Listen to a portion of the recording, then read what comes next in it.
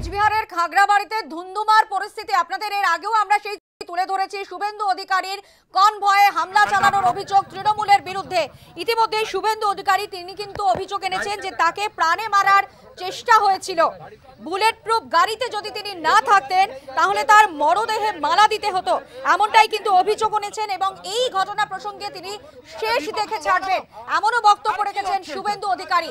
কোচবিহারে খাগড়াবাড়িতে ধুন্ধুমার পরিস্থিতি হয়।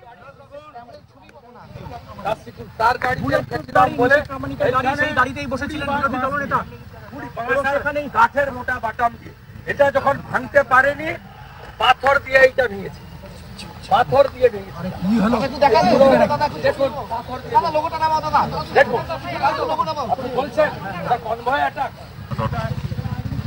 এই গাড়ির পিছনে গাড়ি আগে সুবিধা গাড়িটা নিয়ে ঢুকবো। গাড়িটা দেখান, গাড়ির পিছনটা দেখান, গাড়ির পিছনটা দেখান। দেখুন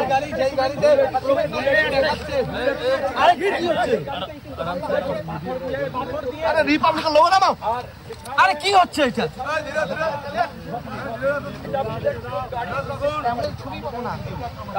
তার গাড়িতে গাড়িতেই বসেছিলেন বিরোধী দলনেতা।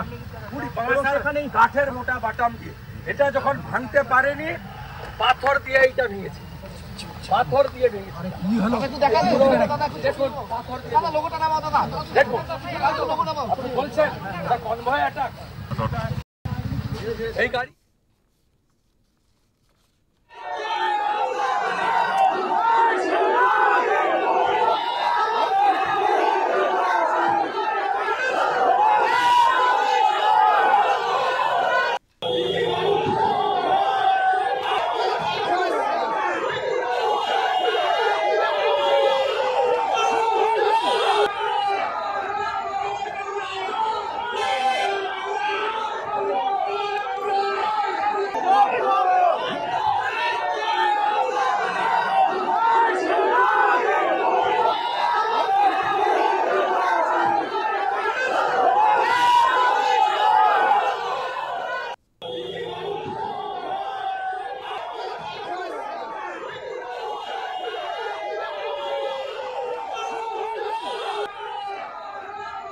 শুভেন্দু অধিকারীর কনভয়ে হামলা, কোচবিহারের ঘটনা। খাগড়াবাড়িতে যে ধুন্ধুমার পরিস্থিতি তৈরি হয় এবং এখানে শুভেন্দু অধিকারী তিনি বলছেন যে ক্ষমতা এলে বুলডোজার চলবে এবং অনুপ্রবেশকারীদের বর্ডারের ওপারে ফেলবো, বাংলাদেশি, রোহিঙ্গা এবং মুসলিম ভোটার তালিকায় থাকবেন, এর শেষ দেখে ছাড়বো, উদয়ন গুহর সঙ্গে হিসেব হবে, বুলেট প্রুফ গাড়িতে যদি না থাকতাম আমার মরদেহে মালা দিতে হতো, ফল ভুগতে হবে, এমনটাই হুঁশিয়ারি দিয়েছেন বিরোধী দলনেতা শুভেন্দু অধিকারী।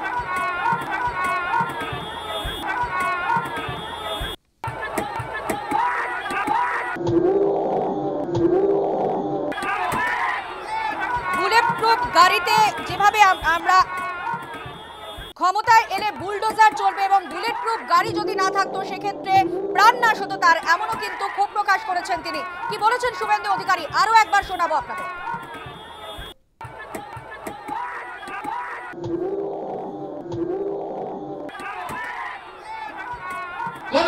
কোনো সমস্যা হবে না, কোন রাজবংশের সমস্যা হবে না। দায়িত্ব নিয়ে বলছি, আসামের মুখ্যমন্ত্রীর সঙ্গে আমার দুবার তিনবার কথা হয়েছে, বলছে একজনেরও কেশাগ্র স্পর্শ হবে না। আমি গ্যারেন্টার শুভেন্দু অধিকারী। আমার যদি সনাতনী হিন্দুদের, আমার যদি রাজবংশীদের, আমার যদি নমশূদ্র মতুয়াদের বাংলাদেশ থেকে ধর্মীয় উৎপীড়নের কারণে আসা কোন হিন্দুর এতটুকু আইনগত ভাবে কোন ত্রুটি হয় আপনি আমার কাছ থেকে বুঝে নেবেন, আমি পদত্যাগ পত্র দিয়ে দেব। কিন্তু এটাও কান খুলে শুনে রাখুন, একটাও বাংলাদেশি মুসলমান আর রোহিঙ্গা প্রথমে ভোটার তালিকায় থাকবে না, তারপরে বিজেপি এসে বুলডোজারের মাথায় তুলে কাঁটা তারের উপরে ফেলবো।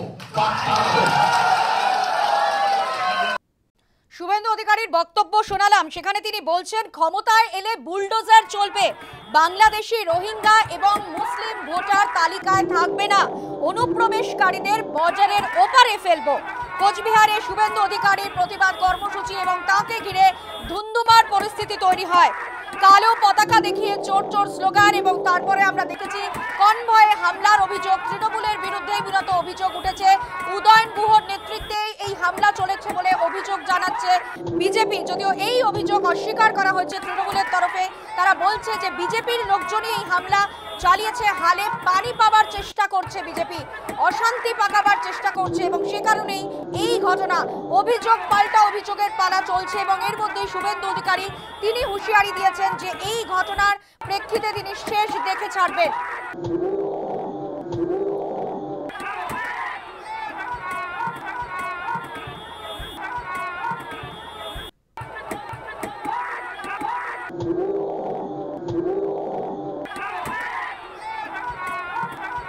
উদয়ন গুহর নেতৃত্বেই মূলত এই হামলা চলেছে এবং এই ঘটনার পিছনে উদয়ন গুহই রয়েছে, এমনই বক্তব্য তুলে ধরেছেন শুভেন্দু অধিকারী। খুনি উদয়ন গুহকে দিয়ে করিয়েছে। এর সঙ্গে জলপাইগুড়ি সার্কিট বেঞ্চে সম্মানীয় বিচারপতি সৌগত ভট্টাচার্যের কাছে দেখা হবে। উনি বলেছেন বলে আমি এখানে এসেছিলাম। কতটা ভয়াবহ পরিস্থিতি ছিল দাদা? আমরা বসিনি, আমরা ডেপুটেশন সিডি দিয়েছি। উনি আমাকে বলছেন অ্যারেস্ট হয়ে গেছে, যে গাড়ির কাঁচ ভেঙেছে। দেখুন তো কি করেছে, বুলেট প্রুফ গাড়িটা দেখুন, সিআইএসএফ এর গাড়ি দেখুন কি করেছে, দেখুন দেখুন দেখুন বুলেট প্রুফ গাড়ি দেখুন। এই জিহাদির রোহিঙ্গারা কি করেছে দেখুন, কি করেছে দেখুন। এর হিসাব হবে, হিসাব হবে। উদয়ন গুহর সঙ্গে হিসাব হবে এমনটাই হুঁশিয়ারি দিচ্ছেন শুভেন্দু অধিকারী। এ প্রসঙ্গে মন্ত্রী উদয়ন গুহ তিনি কি জানাচ্ছেন শোনাবো। বাংলাদেশিদের নিয়ে আক্রমণ করা হচ্ছে বলে ভালো হয়েছে, কারণ এইসব কথা বলেই তো মানুষকে উত্তেজিত করছে। ওখানে সব কুচবিহারি মানুষ, মানে যদি ওখানে আমি গিয়ে দেখলাম প্রায় 90% হচ্ছে কুচবিহারি, বাকি 10% হয়তো আমাদের মতন ওপারের লোক থাকতে পারে। কিন্তু এই 90% মানুষকে যারা বাংলাদেশি বলে দাগিয়ে দেওয়ার চেষ্টা করে, তার বিরুদ্ধেই তো আমাদের লড়াই। সেই লড়াইটাই তো কুচবিহারের মানুষ লড়ছে, যে আমাদেরকে চিহ্নিত করার চেষ্টা হচ্ছে যে আমরা আর নটোরিয়াস ক্রিমিনাল। আমরা অন্যায়ের বিরুদ্ধে প্রতিবাদ করে যদি ক্রিমিনালের ছাপ নিতে হয় আমার কোনো আপত্তি নেই, কিন্তু ও যখন যাচ্ছিল এসপি অফিসে তখন তো আমরা শুনলাম স্লোগান উঠছে যে অভিজিৎ দে ভৌমিক, উদয়ন গুহর চামড়া তুলবো আমরা। সেটা কোন ধরনের গণতন্ত্র, সেটা কোন ধরনের শান্তির বাণী? এই ধরনের কথা বলবেন আর কুচবিহারে আসলে কুচবিহারের মানুষ আপনাকে ধানদুব্য দিয়ে বরণ করবে, ও আশা করে কোনো লাভ নেই। শুভেন্দু অধিকারীর গাড়িতে ভাঙচুরের ঘটনা, বিরোধী দলনেতার যাত্রাপথে আমরা দেখেছি 19টি জায়গায় প্রতিবাদ তৃণমূলের এবং তারপরেই আমরা দেখেছি যে বিভিন্ন জায়গায় কালো পতাকা দেখিয়ে চোর চোর স্লোগান, জয় বাংলা স্লোগান দেয়া হয় তৃণমূলের তরফে।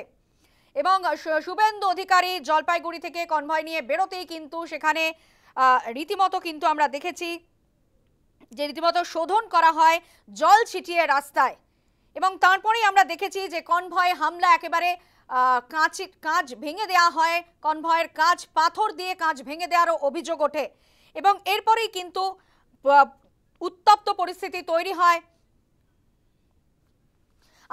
আমাদের সঙ্গে টেলিফোন লাইনে রয়েছেন প্রাক্তন কেন্দ্রীয় স্বরাষ্ট্র প্রতিমন্ত্রী নিশীথ প্রামাণিক। নিশীথবাবু, নিউজ টাইমে স্বাগত জানাই। যে ঘটনা ঘটলো কিভাবে দেখছেন, কারা এই হামলা চালালো, কি মনে হয়?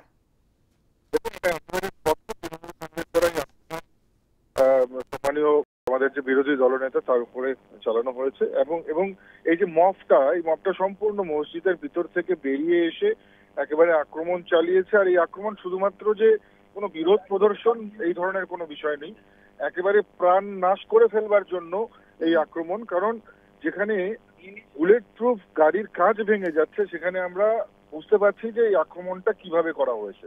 তো স্বাভাবিকভাবেই বলবো যে বিরোধী দলনেতার উপর এই যে এই আক্রমণ সংবিধানের উপর আক্রমণ এবং একটা পশ্চিমবঙ্গের দ্বিতীয় সাংবিধানিক মানে সর্বোচ্চ পোস্ট, যেখানে একজন একটা সরকার চলছে, সেই এত বড় রাজ্য, সেই রাজ্যের বিরোধী দলনেতা, এবং তার উপরে এই আক্রমণ, এটা সত্যি আমাদের জন্য লজ্জার। পশ্চিমবঙ্গের ল অ্যান্ড অর্ডার সিস্টেম পুরো কোলাপস হয়ে গেছে